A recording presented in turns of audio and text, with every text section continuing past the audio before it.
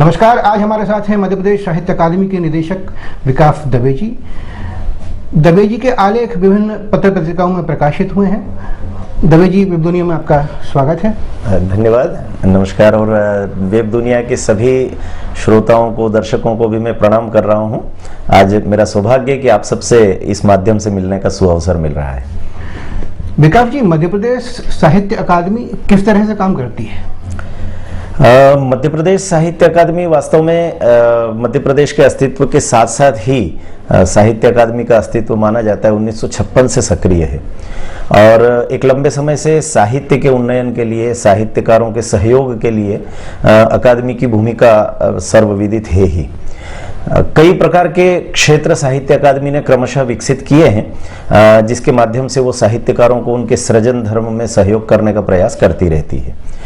इसमें कहीं कुछ योजनाएं नवोदित रचनाकारों के लिए है, तो कहीं कुछ योजनाएं अत्यंत वरिष्ठ रचनाधर्मियों के लिए भी है।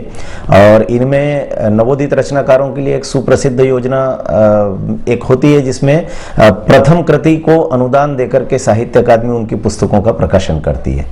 ऐसे ही वरिष्ठ रचनाकारों के लिए कुछ पुरस्कारों की योजना है, जिनमें कुछ पुरस्कार अखिल भारतीय हैं, कुछ प्रादेशिक स्तर के हैं और कुछ बोलियों के हैं।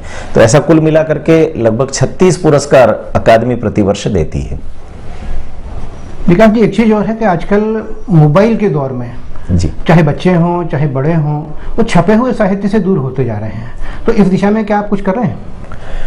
आपने बिल्कुल ठीक कहा। वास्तव में इन दिनों स्वाध्याय की वृत्ति तो सभी में कम हुई है और आपने अपने प्रश्न में बच्चों का विशेष करके उल्लेख किया है, नई पीढ़ी का उल्लेख किया है। तो मैं चूंकि मूलतः बाल साहित्य का विद्यार्थी हूँ, इसलिए हम लोग लगातार इस चिंता से उबर नहीं पा रहे हैं। अनेक वर्षों से हमारे देखते देखते हमने देखा कि कई बाल पत्रिकाएं काल कवलित हुई, कई पत्रिकाएं बंद हुई, कई बड़ी पत्रिकाओं की प्रसार संख्या बहुत तेजी से घटी।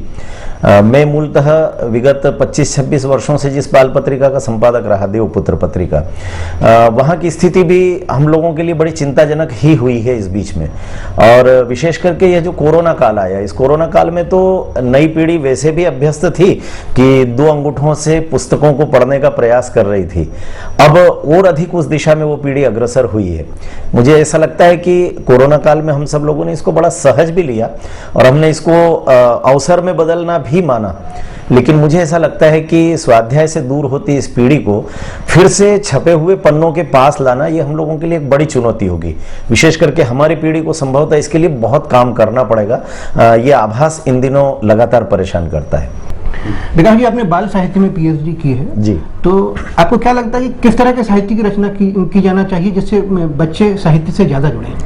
आपने बहुत अच्छा प्रश्न किया, चूंकि इससे पूर्ववर्ती प्रश्न में हम लोगों ने बच्चों की स्वाध्याय वृत्ति में कमी की चिंता की थी कि उनका पठन पाठन की ओर जो एक रुझान था वो कम होता जा रहा है लगातार। तो स्वाभाविक रूप से उसका दूसरा उत्तरार्ध यही हो सकता है कि क्या हम बच्चों को या नई पीढ़ी को उस प्रकार का साहित्य दे पा रहे हैं क्या कि वो उसको पढ़ने के लिए आकर्षित हो। मैंने स्वयं ने बाल पत्रकारिता के क्षेत्र में पीएचडी किया, लेकिन उससे ज़्यादा अनुभव मैंने पाया है। हमने जो एक बाल साहित्य का शोध केंद्र स्थापित किया वर्ष 2002 से, आदरणीय आचार्य विष्णुकांत शास्त्री जी ने उसका लोकार्पण किया था। और तब से लेकर आज 2021 में जब हम बातचीत कर रहे हैं, तब तक लगभग 80-85 के लगभग शोधार्थियों ने हमारे यहाँ से बाल साहित्य में पीएचडी या डीलिट की उपाधि के लिए शोध कार्य संपन्न किया है। उन सभी के शोध निष्कर्षों से भी और अपने स्वयं के शोध से भी मैंने इस बात को अनुभव किया है कि बच्चों को हम ऐसा साहित्य देने का प्रयास करें जो साहित्य उन्हें कल्पना और यथार्थ का समन्वय करता हुआ दिखाई दे। बच्चों की स्वाध्याय वृत्ति में कमी आने के कारण से हम सब लोग लगातार इस बात को अनुभव कर रहे थे कि बाल साहित्य में भी लगातार इस प्रकार का मनोविज्ञान प्रवेश कर रहा है जो बड़ों के साहित्य को अनेक वर्षों से विकृत कर रहा था।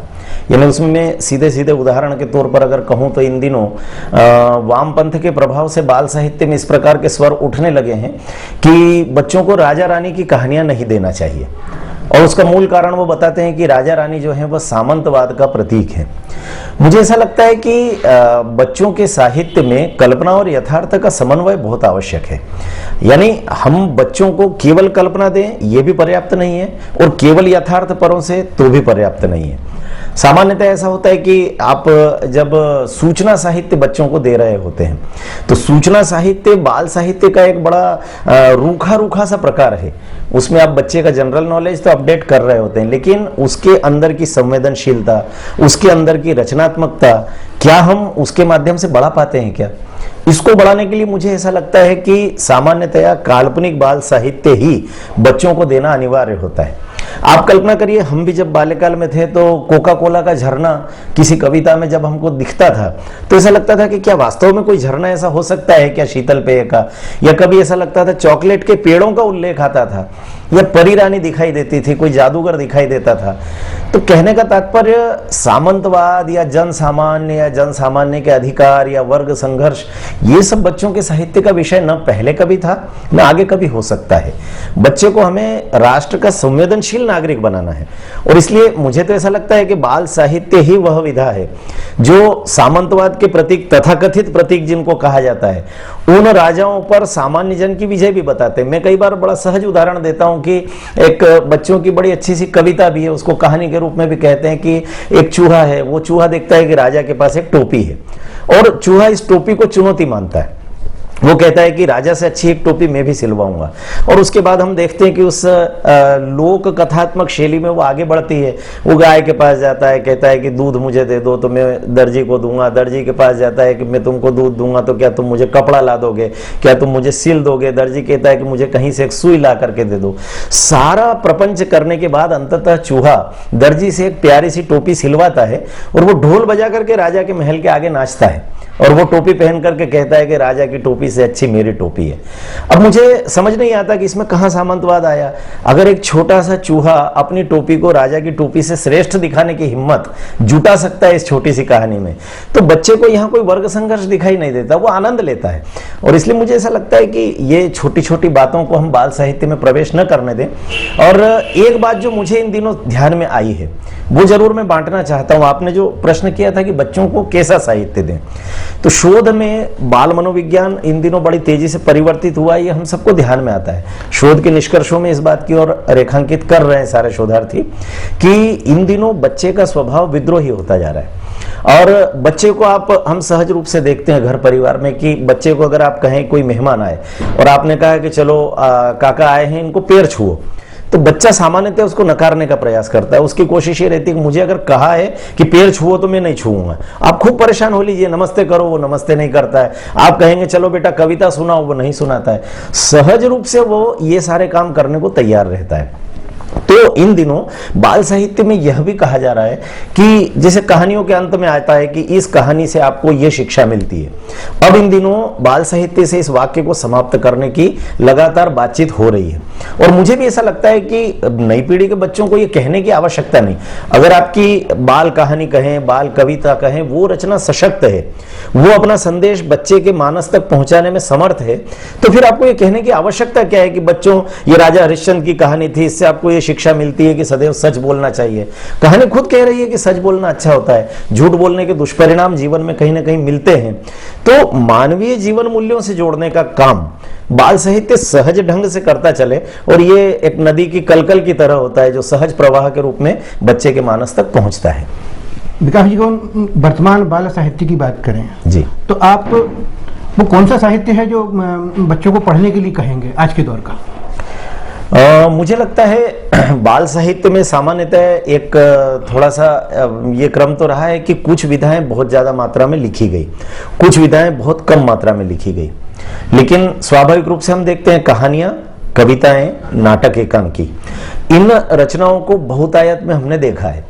एक युग था आज से 20 साल 25 साल पहले तक आपकी हमारी पीढ़ी बाल उपन्यास भी पढ़ा करती थी, लेकिन आधुनिक युग में हम बाल उपन्यास देखने को तरस जाते हैं। बहुत कम मात्रा में लिखे जा रहे हैं, इसलिए क्योंकि बच्चे का बड़े कंटेंट पढ़ने से थोड़ा सा दूरी बनती जा रही है। वो बड़े कंटेंट पढ़ना पसंद नहीं करता, और इसको मैं कई बार साहस से कहता हूं कि ये फेसबुक और व्हाट्सएप की पीढ़ी है, ट्विटर की पीढ़ी है। तो ये 40-50 शब्दों में और एक बड़े से चित्र के माध्यम से ही अपना संदेश ग्रहण करना ज्यादा सुविधाजनक मानती है। तो इसलिए स्वाभाविक रूप से इन विधाओं में भी परिवर्तन आया है। किंतु मुझे ऐसा लगता है कि बच्चों को अधिक मात्रा में जीवनी साहित्य, यात्रा वृत्तांत और संस्मरण, ये जरूर बाल साहित्य में देना भी चाहिए और बच्चों को प्रेरित करना चाहिए कि वो ये सब पढ़ें। जब वो पढ़ते हैं कि एपीजे अब्दुल कलाम ने बाल्यकाल में कितने संघर्ष झेले, जब वो देखते हैं कि एक अखबार जो है वो अखबार का बंडल ट्रेन पर लेने के लिए एक व्यक्ति जा रहा है, वो अपनी मातृभाषा में अध्ययन कर रहा है और यह सब करते करते वो परमाणु जनक हो जाता है भारत का, तो ये सब पढ़ करके बच्चे को प्रेरणा मिलती है। उसे चंद्रशेखर आजाद प्रभावित करते हैं, उसे भगत सिंह प्रभावित करते हैं, उसे सुखदेव, राजगुरु, क्रांतिकारियों की कथाएं। इन दिनों तो हम सब देख रहे हैं कि आजादी का अमृत महोत्सव और हीरक जयंती पूरा देश मना रहा है, तो स्वाभाविक रूप से ये सारा साहित्य बच्चों तक थोड़ा अधिक मात्रा में पहुंच रहा है। लेकिन सामान्य दिनों में भी हम सब क्या ये प्रयास कर सकते हैं क्या कि जिन बच्चों को वीरता पुरस्कार प्राप्त होता है प्रतिवर्ष राष्ट्रपति जी से, क्या उन बच्चों की कथाओं को एक पुस्तक के रूप में लाया जा सकता है? क्या हमारे पूर्ववर्ती राष्ट्रपतियों के जीवन चरित्र, प्रधानमंत्रियों के जीवन चरित्र, या हमारे देश के महापुरुष, वे कला के क्षेत्र के हो सकते हैं, साहित्य के क्षेत्र के हो सकते हैं, उनको जानने का बच्चे प्रयास करें, तो ये स्वाभाविक एक प्रेरणा बच्चों को प्राप्त हो जाती है। तो इसलिए मेरा सुझाव तो सामान्यतः ये रहता है कि इस प्रकार का प्रेरक साहित्य बच्चों को अवश्य मिलना चाहिए। एक बात और इसमें मैं रेखांकित करना चाहता हूं। इन दिनों जैसे मैंने राजा रानी के संदर्भ में बात कही थी, एक बात और इन दिनों बहुत बड़ी मात्रा में कही जा रही है। वो ये कहा जा रहा है कि पौराणिक आख्यान और धार्मिक साहित्य से बच्चों को दूर रखना चाहिए। मुझे पता है कि ये बात उन लोगों ने कही होगी जो धर्म को अफीम की गोली मानते हैं, लेकिन इन्हीं पौराणिक आख्यानों में, इन्हीं वैदिक कथाओं में हमारे यहाँ पर बच्चों को बड़े सहज ढंग से हमारे घर की दादी नानी ने जीवन मूल्य देने का काम वर्षानुवर्ष तक किया है। मुझे लगता है कि शताब्दियां गुजर गई, हमारी यहाँ संस्कार परंपरा इसी ढंग से चल रही है। तो स्वाभाविक रूप से राम की कथाएं, कृष्ण की कथाएं, विवेकानंद की कथाएं, रामकृष्ण परमहंस की कथाएं, या समर्थ रामदास की कथाएं, शिवाजी महाराज की कथाएं, ये कथाएं अगर हम बच्चों को, अब चूंकि घर में दादी नानी से सीधा संवाद बच्चों का हो नहीं रहा है, तो स्वाभाविक है इस कमी की पूर्ति हमको करना पड़ेगी कहीं ना कहीं बाल साहित्य से। तो इसलिए इस प्रकार का साहित्य देने की आज अधिक आवश्यकता मुझे लगती है। विकास जी, जैसे कि हमारी चर्चा हुई कि साहित्य में भी वामपंथ है, दक्षिणपंथ है, तो इससे समाज या देश को कितना नुकसान और कितना फायदा है? वास्तव में वैचारिक विमर्श तो भारत में पुरानी परंपरा रही है। हमारे यहाँ हम देखते हैं शंकराचार्य जी के समय पे भी खंडन मंडन की परंपरा रही। संस्कृत वांग्मय का जब उन्नयन हुआ तब हम देखते हैं कि वहां पर इसी प्रकार के विमर्शों में से साहित्य का सृजन होता रहा है।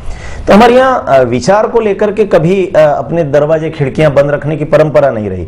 गांधी जी ने भी कहा, उन्होंने सदैव आग्रह किया कि अपने दिमाग की खिड़कियां हमेशा खोल करके रखो ताकि अन्य विचारों की ताजी हवा आपको मिलती रहे।